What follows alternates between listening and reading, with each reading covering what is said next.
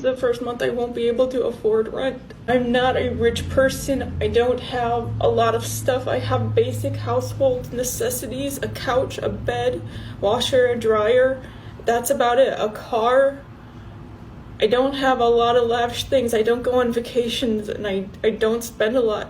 Rent's increased from $1,300 to $1,800. Why mortgage increases are pushing Americans to the brink of homelessness. Section 1. The rising cost of homeownership. In recent years, mortgage rates in the United States have surged at a rate not seen in decades. The average 30-year fixed mortgage rate, which hovered around 3% during the pandemic, has ballooned to over 7% in many areas by 2024.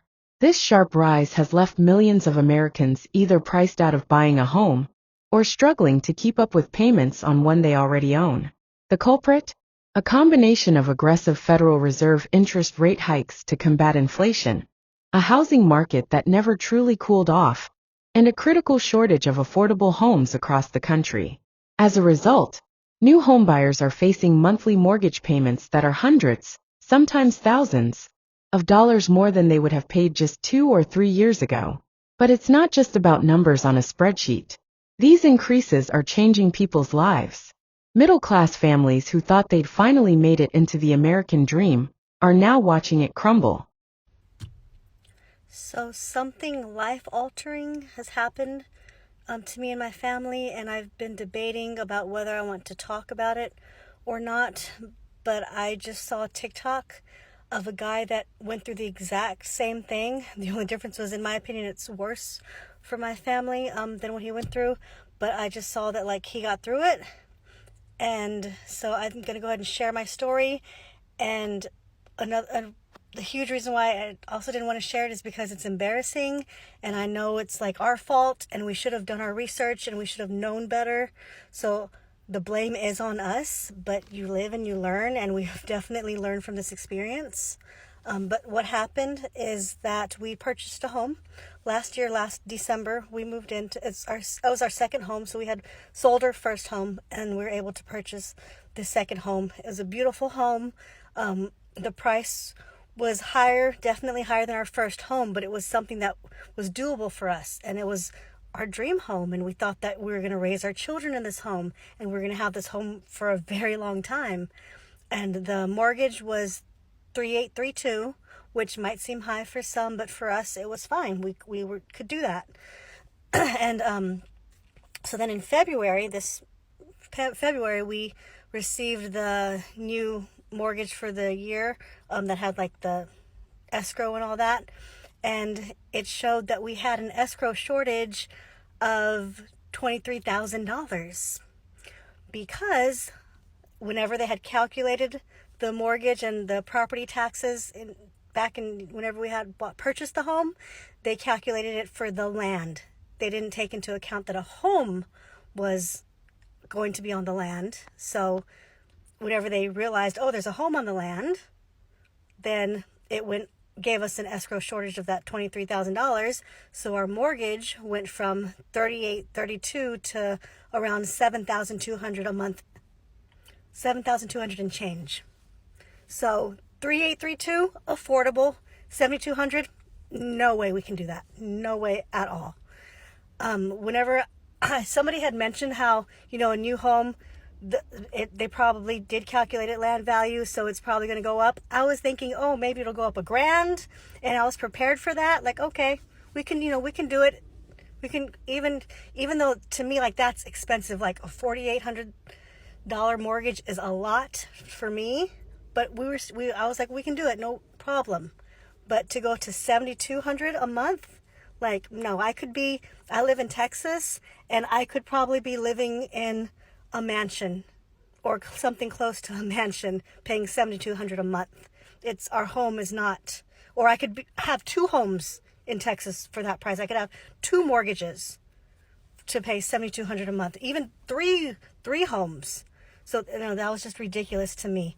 And like I said, I know we are to blame. We should have done our research. The realtor that we had, she was not a good realtor. And the mortgage company was the seller's mortgage company, the one that they went with and recommended. So I'm sure, they knew what they were doing. They knew that they calculated it land value, and they showed us that 3832 because they knew that's what we could afford and we would purchase the home. And they knew that if they had told us the truth of how much it would be, that we probably wouldn't have purchased the home. So they knew what they were doing. So it's, while it is our fault, we should have done the research and found out, that the price was only land value and it wasn't calculated correctly. I still feel like they, just being decent humans, they should have let us know that it's going to go up. So we have this escrow shortage. Thankfully, I called. So the mortgage company sold it to another mortgage company.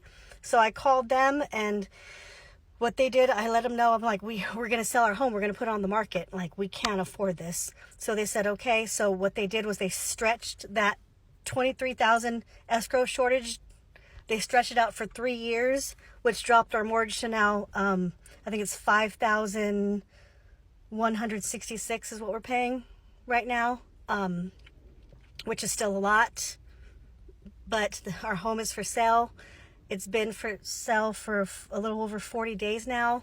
We haven't had any interest in it. So this is already going on our second month that we're paying that 5,000 and change on the mortgage. And every month it's like, praying somebody, we need a buyer, and we dropped the price. We've already dropped the price 3 times. But it is what it is. We'd never expected in our wildest dreams that this would happen, but people need to be aware whenever you purchase a new home, you need to make sure that you ask your realtor, ask the mortgage company, are you calculating it on just the land, the property taxes, or are you calculating it as though there's a house on that land? Because there is a huge difference. And I don't want anybody to be in the same situation as us, where you end up having to sell your dream home. And then, even like I said, now, not only are we selling our dream home, but nobody wants to buy it. See, you can see there's our sell for sale sign right there. Florida has over 2 million empty homes, yet it's still one of the most unaffordable places to live. Let's make this make some sense. So let's break this down. There are over 2 million homes in Florida that are sitting unused, unoccupied. And yet the state is in a full-blown housing crisis. People can't find affordable housing. Houses just keeps going up like Beyonce's ticket prices. And the kicker? Insurance companies are raising premiums like it's a new hurricane every week, and it's nothing even going on right now. Yeah, we've had no new hurricanes in the Gulf of Mexico. In the Gulf of America, we've had nothing. So my question is, who is actually really benefiting in Florida from keeping those homes empty? Because somebody has to be benefiting from that. So they keep the homes empty and the rates high. Then who's really winning in that situation? Really? What's your thought? Why do you think they have so many homes sitting vacant in Florida, and why their insurance rates are sky high? What do you think is really going on? The rise in mortgage costs doesn't exist in a vacuum. It's part of a larger affordability crisis that's gripping the nation. With rent prices also climbing, utility bills rising, and wage growth stagnating, many Americans are finding themselves in an impossible situation. Foreclosures are ticking upward again, reminiscent of the 2008 housing crash. But this time it's not about bad loans. It's about unaffordable costs. People who once had stable homes are now living out of cars, couch surfing, or turning to overcrowded shelters that can't meet demand. In cities like Los Angeles, Austin, and Denver, tent encampments are becoming more common, not just from the chronically homeless, but from working families. Teachers, nurses, service workers, people with jobs, are now sleeping in parking lots. This isn't a crisis of personal failure. It's a systemic breakdown. When owning a home becomes a luxury, and renting becomes a gamble, people fall through the cracks. And right now, those cracks are becoming canyons. Grimes, how the hell did my payment go up $1,000? That's the first call I received this morning from an old client of mine. Sometime last year, she bought a new build property, and she went with the builder's lender for the incentives, right? Understandable. But what it looks like is that the builder's lender, shame on him or her, decided to go with the unimproved land tax, which is a lot less than what the actual tax quote was going to be with the actual structure being on the land. So this causes a shortage in the client's escrow account with the mortgage company. Mortgage company is paying the tax and the insurance. So they say, okay, well, this is what it's going to be. So we're having to cover it for you. So now we're going to increase your payment in order to make up the difference. That sucks. But it's nothing you can do about it. So here's what you can do. One, you can go ahead and have your homeowners insurance reviewed and shop it around a little bit to see if you can get a lower homeowners insurance policy, especially here in Texas right now. A lot of people's homeowners insurance is doubling currently. And so if you can see if you can get that a little bit lower, that'll help out with that shortage that you have in your escrow account. And then you also would you want to go ahead and make sure you file for your homestead exemption in the state of Texas, or anywhere else, but especially in Texas, because you will save a nice little chunk of change on that homeowners insurance. On that property tax. The good news is it probably won't be $1,000 that she's going to be increasing her payment by. Bad news is the payment's still going to increase because you're having to account for the property tax that wasn't paid and wasn't quoted to you. So if you're buying a new build property and you're going with the new build lender or any lender, if they're trying to give you $300 property tax per month on a $600,000, $700,000 house, use your common sense. That's not real. It may feel good in the short period, but in the long term, it's going to piss you off when you get that letter from your mortgage company. Okay? You don't get any grace for ignorance. You got to think about it. Okay, so quick story time of how my mortgage increased by 120% and how easy it is for Black folks to lose their homes in America. Now, with that being said, I'm going to be completely transparent. I'm going to give y'all all the numbers. I'm just going to let you know because ain't no point in hiding. I don't gatekeep, none of that. Okay, so the beginning of this month, I wake up and I have a notification from my bank saying that my account went under $100. This is interesting because the night before I knew the mortgage was coming out, so I transferred a good hefty amount over what the mortgage was going to be, and I'm like, drop below $100, that's crazy. So I get online and I see that my bank has taken a double payment with like a little bit more. So my mortgage is usually $100, baby, I wish, $1,100. And when I went to go check, they had taken out $2,400. So my first thought is, this is interesting. Like maybe what they did was a double payment. Like maybe something didn't come out last month. And so like maybe that's what it was. Like maybe this is double payment and like a late fee. But that wouldn't make sense to me because it's on auto pay. So if something happened and the funds were there, that wasn't on me. So anyway, I'm like, okay, whatever. Let me just check. So I scroll back up to see if the payment was taken out for March. Sure enough, it was taken out for March, a payment of $1,100. So I'm like, why did I get a payment of $2,400 taken out? So I call my mortgage company and I'm like, hey, what's good? I just want to make sure, like, I'm just trying to figure out what's going on. Like, why did y'all take out a payment of $2,400? And the lady's like, oh, that's your new payment. What do you mean that's my new payment? She's like, well, that's your new payment because you don't have enough in escrow. And your taxes went up by $6,000. My taxes went up by $6,000. Now here's the part that gets crazy. So I'm like, okay, let me check all this out. So three things happened that caused my mortgage to increase. One, she told me that we don't have any money in my escrow. I'm going to talk about that in a second. We don't have any money in our escrow. Two, my homeowner's insurance went up from $2,000 to $4,000. Called them, they were like, well, we don't know what's going on, like the mortgage rates are just the highest they've ever been in Texas right now. We ain't got nothing for you, basically. That's it. Like, what you gonna do? Started shopping around, all of that. The third thing, we'll talk about that again. The third thing was that my property taxes went up. So I go onto the county website to see like what the heck is going on, because this doesn't make sense to me. So when I calculate everything, my insurance had only gone up $711. I remember the number because 711.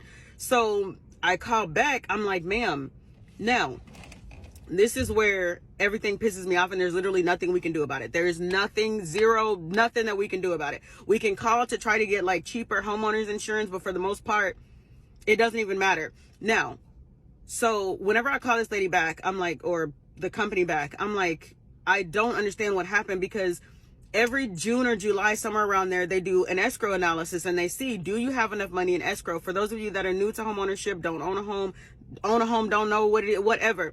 Escrow is an amount that you pay every single month. So at the end of the year, they pay things like your homeowner's insurance and your taxes, right? So that way it doesn't come out of pocket at any time for you. You've already been paying all year, so they just write your taxes a check and they write your homeowners a check. Okay, you pay that within your mortgage. Now, and every July they do like an escrow analysis where they say, do you have more than enough? Do you have too little? Do you have to make something up? What's going on? Do you have a deficit or do you have excess? So they hit us up last month and they were like, yeah, you're good. Like you actually got too much. So we're going to send you a check. They sent us a check. They wrote us off a check for $2,900. Okay, cool, bet. Now, for those of you who are like, oh, you shouldn't have spent the $2,900. That way your escrow, baby, we can pay the $2,900 right now. What we cannot pay is an additional $1,300 a month.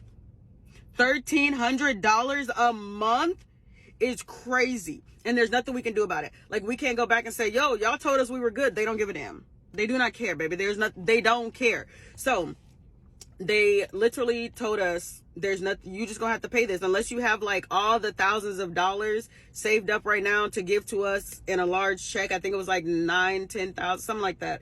Then baby, you just gonna have to pay this extra $1,300 every single month, and then we'll do another analysis. Anyway, I'm gonna have to do a part 2 because this is too long, but I will explain what basically we're waiting for in the next thing. If you have any questions, let me know. I know I didn't want to make this too long, but yeah, this is really what we're dealing with right now. And this is how easy it is, especially for people who are one generation removed from Jim Crow. My parents grew up in the Jim Crow South. Who was going to teach them about financial literacy? Who was going to give them that information to then pass down to us? Like, my parents are the first homeowners. Afternoon, my FAFO friends. You know, Republican voters all said, we want to fix the economy. We want lower interest rates. We want lower inflation. Well, guess what you're about to get? You're about to get a 10% mortgage note. Okay, where did that come from? Well, with all the volatility in the market because of tariffs yes, tariffs no, tariffs yes, tariffs no, that's market manipulation, right? They're artificially bringing the market up, then they're taking it down, then they're bringing it back up so that they can buy. They know when they're going to buy low and sell high. They know. Well, the other part of the equation is the Treasury bond, the 30-year Treasury bond. One transaction just came in, $6.5 million puts. What is a put? Basically, it's a short. You're saying that it's going to go down. Remember in January, after he got elected and sworn in, and Elon Musk started making waves, in January, I told you guys, short Tesla, right? Buy puts on Tesla with an April contract expiration date. We all made a ton of money. I think we made 21 times our money, right? This is the same basic thing. Somebody out there is betting on Treasury notes going way down, which is already happening. So why do interest rates go up? Well, here's your free bit of financial knowledge. When you cannot sell a bond, a Treasury bond, you have to entice people to buy it. And so by doing that, you're actually increasing the yield on that bond, or the rate that you're paying them to buy the bond. So then they go, oh yeah, I'm going to get 5%. I'm going to buy it. That interest rate is what is the foundational rate for mortgages, credit cards, blah, blah, blah. So if that goes through the roof, your mortgage goes through the roof. This person is betting on the demand falling out of the bottom. In other words, all kinds of people are going to try and sell, which we're already seeing, and that rate is going to go sky high. And your 10, 12% interest rates are going to be coming for mortgages. So if you're going to buy a house, I suggest you do it now. And if you're going to be on the market sometime soon, thank Trump for all this economic instability and the fact that you may not be able to sell your house if you're just barely getting into the market once these rates start to take effect. Because, yeah, it's going to be a shit show soon, and we're all going to find out because of the few. The plurality, not the majority, the plurality of people that voted for the Cheeto. So, fuck around, find out. I can pack up the house and give it back to you. You can have it. If you own a newly constructed home or you're buying a newly constructed home, stay here. So tell me how I signed a document with all the documents signed, your payment 1907. And you signed a million documents. Now, a year later, they hit me up in February talking about your payment is 3450. I bet it ain't. I bet it's not. So the first year when you buy your home, your newly constructed home, they're only charging you for the taxes, the property taxes on the land, the raw land. Well, the land was only worth $60,000. Well, now that the house has been put on it and now there's a development around you, that now that land this year is worth $110,000 and they put a 400 and something, almost $500,000 house on top. So now your taxes are going to go to correct. So now your mortgage is going to increase. Now, when they done tell you got a fixed rate, you got a fixed payment and all, they not explaining to you that the property taxes will increase that payment. My payment went up to $34.50. How? Because I can pack up the house and give it back to you. You can have it. So they send a little letter. I called because with this letter, don't send no letter when you talking about my money. I called a lady. The lady basically telling me, yeah, somebody should have told you that. They didn't tell me, ma'am. And that's another thing. Your realtors, some realtors, they gonna comment. I tell my clients that was your realtor's fault. That was your okay, but we not here for that. I'm here for the people that if y'all have experienced this or if y'all about to experience this because it's y'all first house in y'all newly constructed home. The taxes is not right. Pay extra. Pay extra. Let me tell you how crazy it was, because when I signed the paperwork, they said your payment, like the lender was, my loan originator was like, your payment gonna be $2407, but when we got to the paperwork, it was $1907. So then I said, hey, it's supposed to be 24. You said nine. He said, no, don't even worry about it. That I always overbid. So when you get here, I can give you good news. And I'm over here giving him brownie points, sending him edible arrangements and shit. And nigga, you knew it was supposed to be 2400 because the taxes, you didn't say that. So now I'm paying 1907, happy as hell, paying 1907, and then the next year come in, and I gotta pay because the escrow didn't have no money. They done paid the taxes for me, sir. Lender, I didn't ask you to pay the tax. Don't pay the taxes on my behalf. You better call me and tell me my escrow was low. So they done paid the taxes. Now they talking about I owe them $34.50 a month for the next 3 years, or I can come out of my pocket 17, 18. We is struggling. The county, the city, the states, What this America means is for the down. future, and what needs to change. If we continue on this path, the social consequences will be devastating. A country where homeownership becomes an elite privilege is a country teetering on the edge of collapse. It erodes the middle class, deepens wealth inequality, and puts enormous pressure on social services and mental health systems. But there are solutions. Expanding affordable housing programs and zoning reform, capping rent hikes, and offering emergency mortgage relief, investing in public housing, and supporting pathways to ownership for low-income families, raising wages, so that people can actually afford to live in the communities they work in. This isn't just an economic issue, it's a human one. Every family deserves a roof over their head without the constant fear of losing it. If you found this breakdown informative, don't forget to like this video, drop a comment with your thoughts, and subscribe to stay updated on the issues that matter most. Your voice matters. Let's keep the conversation going.